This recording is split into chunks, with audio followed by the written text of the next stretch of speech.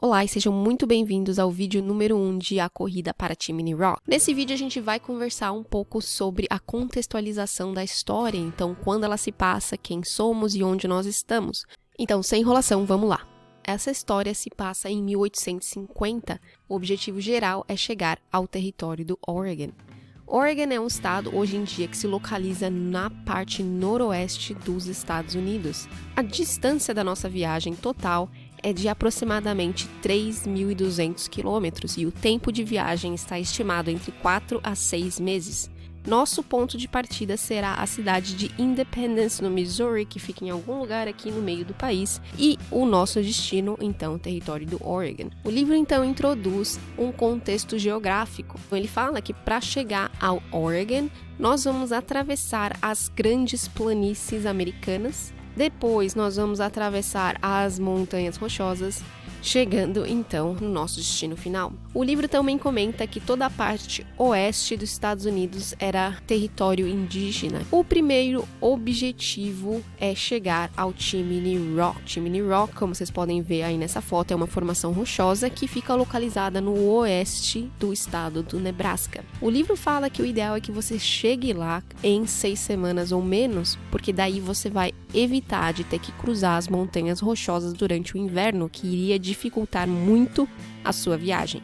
O livro, então, finalmente introduz quem somos. Então, nós fazemos parte de uma família de pioneiros. Você vai viajar com a sua mãe e seu pai, que em nenhuma parte do livro eles dão nome, então a gente sempre se refere a eles como Ma e Pa. Seu irmão mais novo, Samuel, e sua irmã mais nova, Hannah. Com relação a você, o que é interessante nesse livro é que ele não determina se você é um menino ou uma menina, que faz com que o leitor consiga entrar de cabeça nessa história. A gente também está viajando com o nosso cachorrinho Archie, e outra informação que o livro dá é que nós originalmente somos do Kentucky e que lá a gente morava numa casa bem apertadinha, em que a família vê essa oportunidade como uma chance de melhorar a qualidade de vida. O livro então nos introduz ao Guia da Trilha. O Guia da Trilha nada mais é do que um resumão das informações importantes que você precisa saber antes de iniciar sua viagem, e essas informações vão te ajudar a tomar as decisões, em teoria, corretas. A primeira parte do guia então fala de quais são as motivações da sua família deixar tudo para trás e ir para o oeste. A primeira delas é que vocês vão ganhar uma milha quadrada, que é aproximadamente 2,58 quilômetros quadrados de terra cultivável, que essa terra fica localizada numa parte do país que o clima é bem favorável para o plantio e que essa é uma chance de você ajudar a expandir o território da sua nação, desde o Oceano Atlântico até o Oceano Pacífico, ou seja, do leste para o oeste. Segunda parte do guia fala sobre o seu vagão, e apesar dele parecer um meio de transporte, o livro fala especificamente que o vagão está lá apenas para carregar suas coisas e não você. Logo, grande parte do trajeto vai ser feito a pé.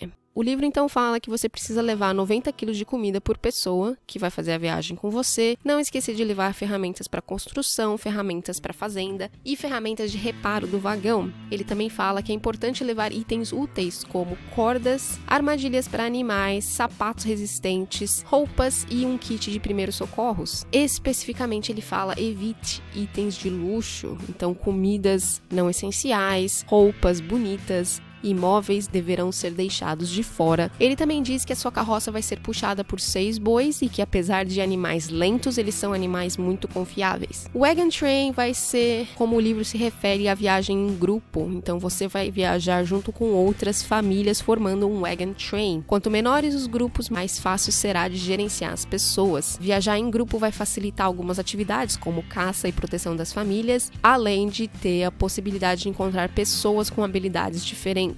Cada Wagon Train terá um capitão votado pelo grupo e o capitão tem algumas responsabilidades, entre elas determinar o horário que o pessoal começa a viagem de manhã, quando eles param para o almoço e quando eles param para descansar à noite. O capitão também é responsável por determinar a ordem dos vagões, porque quem fica lá atrás literalmente acaba comendo poeira, então é sempre importante revezar a ordem dos vagões. Finalmente, o guia fala, então, quando que essa jornada deve ser iniciada.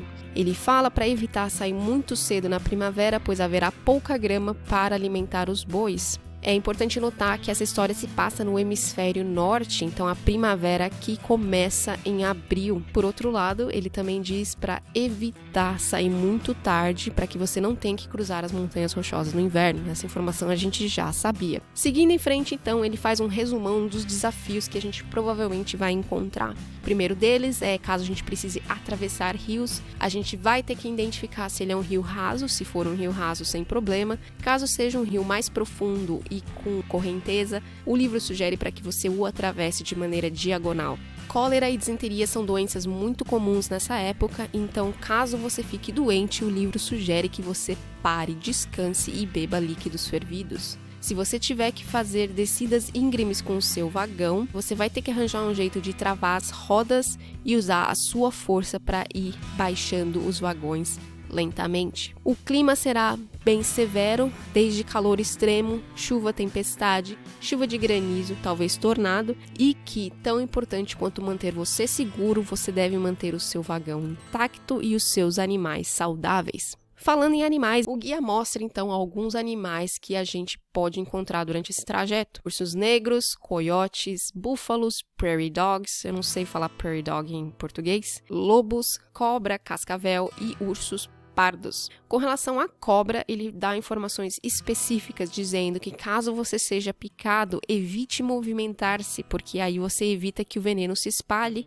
e também que chupar o veneno não vai resolver a situação. Com relação a ursos cinzentos, ele diz que se você encontrar um, apesar de ser raro, não corra, mantenha-se calmo e mostre-se imponente. É mais fácil falar do que fazer, né? E finalizando o guia da trilha, tem um mapa então com todas as distâncias e pontos de referência até o Chimney Rock. Então, o número 1 é da onde a gente está saindo, da cidade de Independence. Número 2 é o Pampas Ferry, que quer dizer ferry em inglês é balsa, então eu imagino que tenha um rio aí pra gente atravessar. E ele fica a 145 quilômetros do nosso ponto de partida. Depois, Alco Spring, 266 quilômetros. Número 4, Fort Kearney, não sei se está certa a pronúncia, 513 quilômetros. Número 5, Ash Hollow, 813 quilômetros. Número 6, Courthouse Rock and Jail Rock, 903 quilômetros. E finalmente, número 7, Chimney Rock, 925 quilômetros. Então aí esse mapa dá uma ideia das distâncias que a nossa família vai ter que atravessar para chegar na primeira parte dessa jornada, que é o Chimney Rock. E aí a gente chega no nosso primeiro desafio. Então, antes de eu fazer a pergunta para vocês aqui, deixa eu dar um contexto do que aconteceu nesse primeiro capítulo. Você e sua família acordam em um inn, que é um tipo de hotel, vão pra taverna tomar café, sentam na mesa, e aí vocês começam a escutar uma conversa rolando na mesa do lado. O pessoal da mesa do lado tá discutindo quando que eles devem iniciar a jornada, se eles devem sair no começo de abril ou não. O argumento da pessoa é que quanto mais cedo eles saírem, menos pessoas vão ter na trilha. Até faz sentido. Daí seu pai vira pra você e pergunta: filho, o que você acha? Devemos sair em abril ou devemos sair em maio? Bom, a gente acabou de ler o Guia da Trilha e no Guia da Trilha existe uma parte específica falando: evite sair muito cedo na primavera. Então, dentre as duas opções aqui, eu posso sair em abril, que é logo no início da primavera, ou eu posso esperar mais um pouco e sair em maio. Então, a minha decisão vai ser tomada basicamente no bom senso do que eu acabei de ler no Guia da Trilha. Então, fazendo essa decisão, a gente pula para a página 62, no qual eu vou ter que tomar a minha segunda decisão. Nesse capítulo, basicamente, a família fica se preparando para a viagem, falando dos alimentos que a gente vai levar para fazer comida. E aí seu pai fala que originalmente ele tinha separado $1.000 para comprar tudo que eles precisavam e que agora está sobrando $42. Então, a decisão se baseia no o que você deve comprar com esses $42 que sobraram. O seu pai quer comprar peças para o vagão e a sua mãe acha melhor comprar comida. E novamente seu pai pergunta para você o que você acha melhor fazer. Não me lembro de nada específico no Guia da Trilha com relação a isso, porém eu acho que vai ser mais fácil eu achar comida durante a viagem do que partes e peças para consertar o meu vagão. Lembrando que a parte oeste dos Estados Unidos é totalmente selvagem, não existe grandes cidades, não existe hotéis, não existe lugar para eu comprar peças, mas eu tenho a possibilidade de caçar. Eu escolhi seguir para a página 94 e comprar mais partes. E é aqui que a gente vai finalizar esse vídeo. Quais serão as consequências da minha escolha? A gente só vai descobrir no vídeo número 2. Caso você tenha perdido alguma informação, volta lá no canal e assiste a playlist toda. Dito tudo isso, um grande abraço a todos e até a próxima!